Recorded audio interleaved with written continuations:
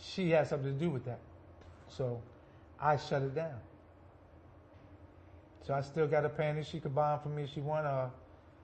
If I ever find somebody that could fit them shits, they could put them on. I don't know. I don't know what they want me to do with them shits. But we have them in the safe spot. How much were you selling it for? Well, I don't think she's worth a dime now because she's involved in a lot of illegal things. So I'll probably get $5 from now. You want to split $250 a piece? No, I'm just right. What were they on auction for? 100,000. And nobody bid on them? Yes and no. They was going to talk about doing it where we don't do it on the auction, but I just shut it down, period, because I said, I'm not even going to, I don't trust these people. I don't know why I did that, so I took them back. Peter, what does life of the party mean to you? My whole life, I like to just have fun, be happy. And I like to see my people happy. I like to see them eating good. That's why I became a top 5 cook. I cook. I enjoy cooking, let my people eat, and let them be like, damn, this is the best this I ever ate, this is the best that, because that's a hobby I created for myself. I like laughing and joking and watching kids, love the children growing up, until they get older and they get disrespectful. I love children. I love people. I love real people. I can see if a person's trying to pull one over my head, I can see the real people, you know? So that's just how it is. So I love being the life of the party is what it says. Being the life of the party means you are the life of the party. When I go somewhere, and you know, one of my partners said it the best, you know, Big V said it the best. You know, he came up one time and we had dinner.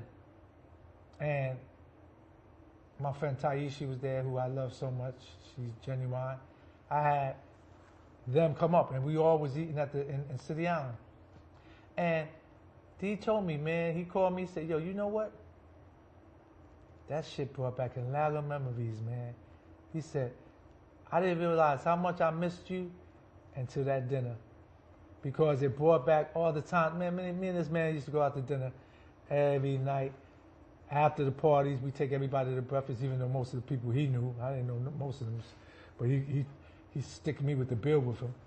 But the whole thing is, I realized, you know, he just was like, he's that type of dude too, so we had a lot of fun. And we just, Jesus Christ. Is this going to be going on all night with you? No, somebody else. Who was that? I'm not Stitch. Turn the phones off. Put it on silent, guys. Jesus Christ. It's a lady? Sorry. Give me my baseball bat. I'm tired of this shit. So. Peter, tell me, let's get into a little bit of the audio section here. Tell me that freaking insane story about Oakley, when you were hanging out with Oakley, Eddie Murphy, Michael Jordan, and that shit popped off. Yeah, man. It was a lot of money in that party that night. Well, all I know is, from what I heard, Eddie Murphy came in and guys bouncer.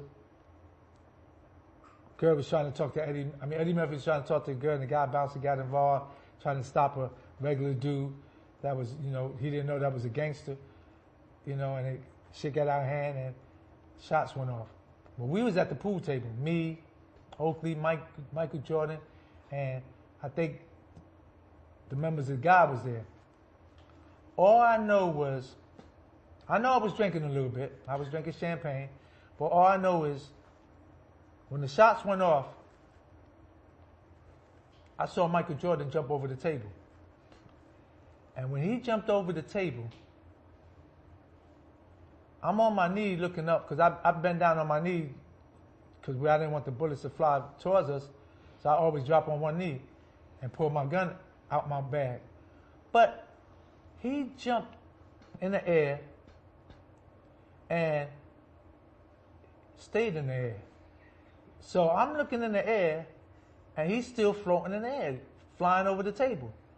So I'm still looking, and this is real shit. I know I could have been tipsy. I even took my hand and looked at my watch. I said, yo, this nigga's still in the air. And he must have been up there for like 20 seconds. I was like, what the fuck? So when he came down, I wasn't thinking about the niggas that was shooting. I was like, how the hell he did that? This nigga's crazy. He got crazy. So when I talked to Oakley, because everybody had left the place, I told Oakley the next day, I said, yo, Oak, I got some real shit to tell you. He said, what? I said, yo. I said, Mike can really fly, man. So he said, yo, you an idiot. So he started laughing. But he was in the air for a long period of time, man. And that's why he's the greatest of all time. The nigga got ups, man. I don't know whoever else. I mean, I was drinking. I could say that, but damn, this nigga was up in the air. So. And what happened with Eddie Murphy? They all broke out. You know, the shit went off and everybody started running and whatever. But I don't run for no, I don't run.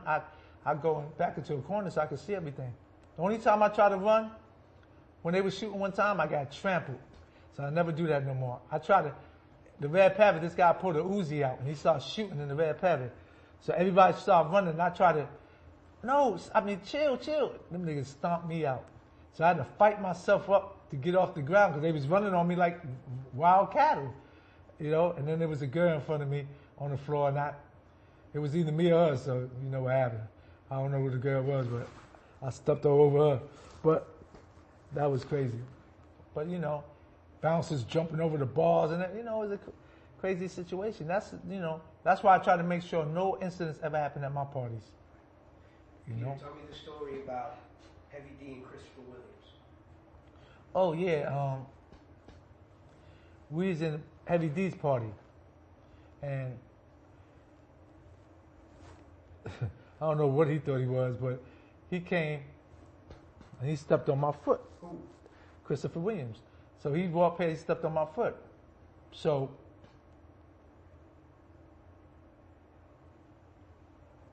I pushed this nigga like, yo. And he's like, damn, man, it's an accident. I could buy you 20 pairs of them shits. That's what he disrespected and told me. So one of my lieutenants was pulling the gun out, get ready to get rid of him.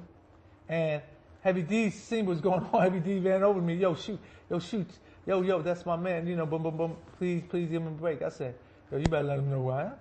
I said, because I always smile when I'm getting ready to do something. You better let him know who I am. So Heavy D told him. And he tried to get nice with me. I ain't never say nothing. I ain't like, he a woman beater anyway, I heard. I don't fuck with him. But, a lot of them dudes playing the movies, they think they the real deal. They ain't the real deal. A lot of these rappers rap and like they gangsters. They not the real deal. They get it from us, but they think, But then there are some rappers that are real. My people I mess with is real. That's why I love Jadakiss and Nas and all them. But you get people that get hypnotized and thinking they something they not, and then when the shit hit the fan, they in flight. Peter, tell me the story of Keith Sweat and Alpo. Well, Rutgers. Or was it Rutgers? It was at the Rutgers, but Keith Sweat supposedly had did something to Alpo's girl. Tried to talk to Alpo's girl, and Alpo did what he's supposed to do as the girl. That's his girl.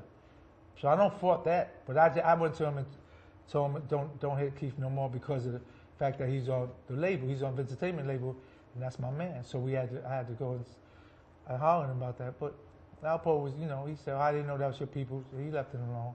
But, what did he do to Keith? He had slapped the shit out of Keith. What you think he did? He slapped the shit out of Keith, but I don't want to, but Keith, Alpo was a gangster. Keith is just a regular guy, so it's different. So you got to respect that. And that was Alpo's girl. So he's going to do what he has to do when it comes to that. And I probably did the same thing. It was my girl, but I had to talk to him about that anyway because of the fact that he's still part of the Vince Entertainment label. And my man told me to go look into it, so I looked into it, and I was there. Well, it was over. I talked with him. He was, very apologetic, humble about it, because he didn't know, the dude was affiliated with me, and I knew Alpo for a while, so he left it alone. You know what I'm saying? Peter, any other story